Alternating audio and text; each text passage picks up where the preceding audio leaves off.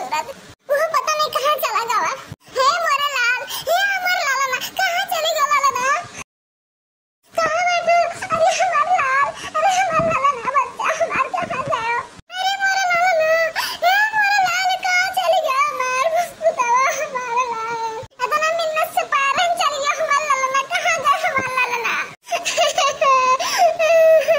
बड़ा मिन्नत से पारन लड़का, पता नहीं कहाँ चले गया रे हमारे लाला ना, हमारे लाला ना,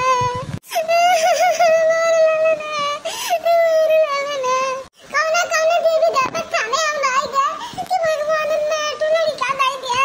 12 साल के बाद तू हमरा लड़का दे, वो पता नहीं कहाँ चले गया हमने छोड़ के। अरे हमारे लाला ना, अरे हमारे लाला ना। तनिक भरे अखियों ना लागल हो, कहाँ तू चली गई लाला ना।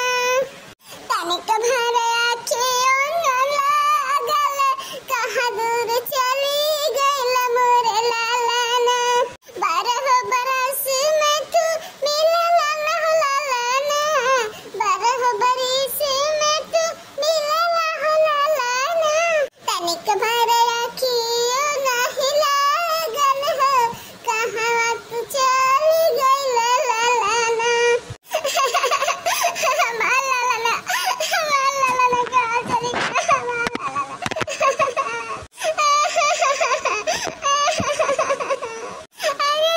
लाला ना।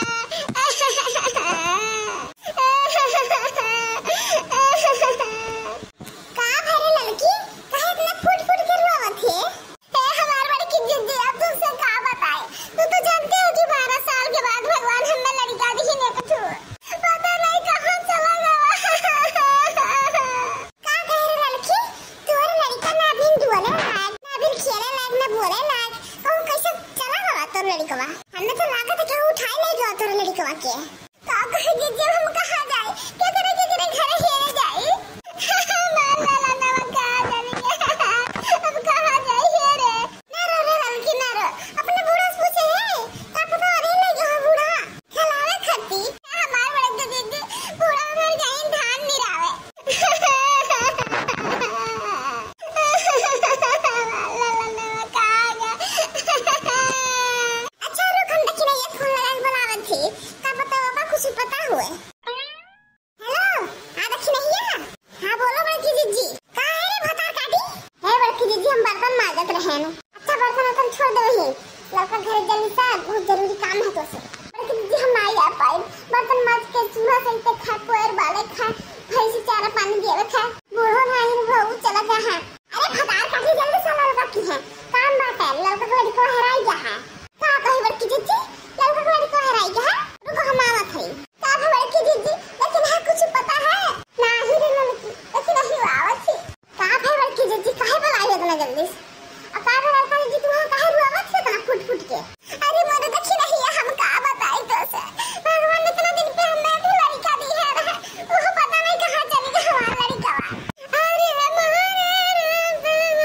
कैसे मारा दीदी, अरे मारा कैसे मारा दीदी। ना रो लड़का जीजी ना रो, घर के गोरा बिछा दिए क्यों कि नहीं?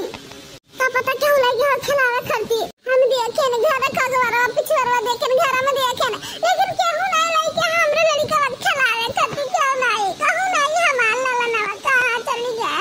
अरे मारे मैया, जिन रो रे लड़का, जिन रो, ऊपर वाले पे भरोसा रख लड़की, भरोसा रखे।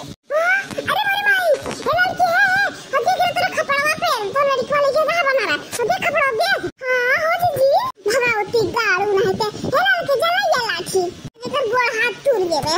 इतना कैसा हिम्मत भा कि हमारे बेटा उठा लाएगे? कैसा हिम्मत भा नहीं जरा पुतवा के?